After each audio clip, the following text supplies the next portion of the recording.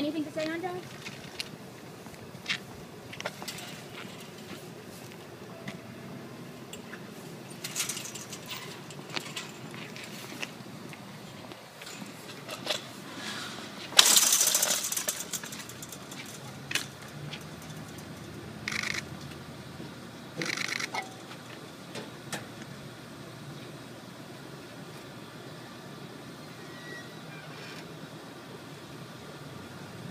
So just tell us, what do you guys feel now that the verdict has come out?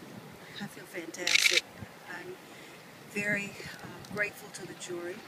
I think they did a wonderful job.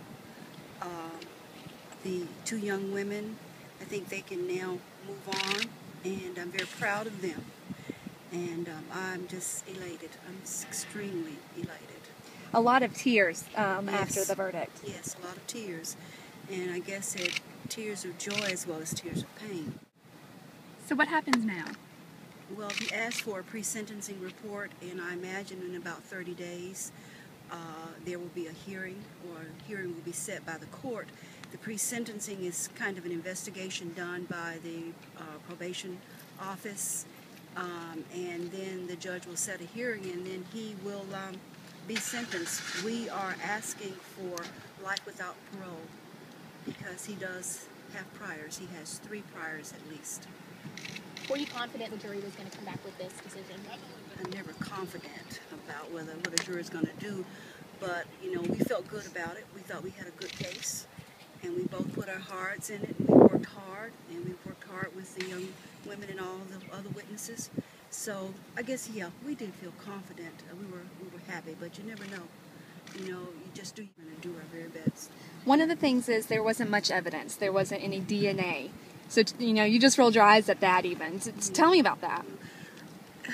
I've been prosecuting for over 25 years, and I've done a lot of sexual assault, sexual abuse cases, and very seldom do you have DNA. Very seldom do you even have injuries. But that's what, is always thrown up about DNA and fingerprints and this and that, because people see all this stuff on TV. But out in the real world, you have cases that you don't have DNA. When you have it, it's good. When you don't have it, you just go with what you have. And in these 2 cases, we have reasons for not having DNA because of the delayed disclosure. What does this verdict mean to them, to these young women you just mentioned?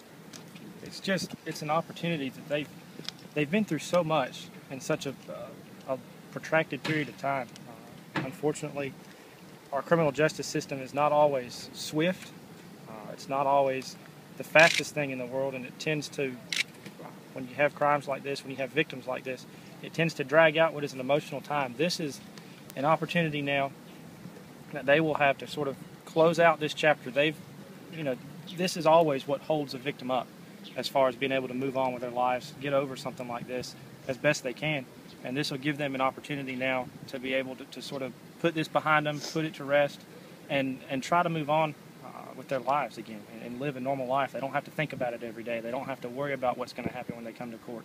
There's a lot of time and a lot of effort that gets put into something like this. And, like Ms. Harrison said, you pour your heart and soul into it and hope that you can do what needs to be done for the victims. And it's certainly a happy time. And that's always our number one concern, is the victims, because, win or lose, the victims are most important because it happened to them. And we feel that with these girls, now that we do have a conviction, it's going to always be with them, but they'll be able to handle it differently because they don't have to worry about whether he's out, because they were afraid, and you could see that. That was quite obvious. They still are afraid because he made threats that he would kill them and their families, and they were afraid, and they still are. But now they know that he is going to be incarcerated and he won't be able to do that.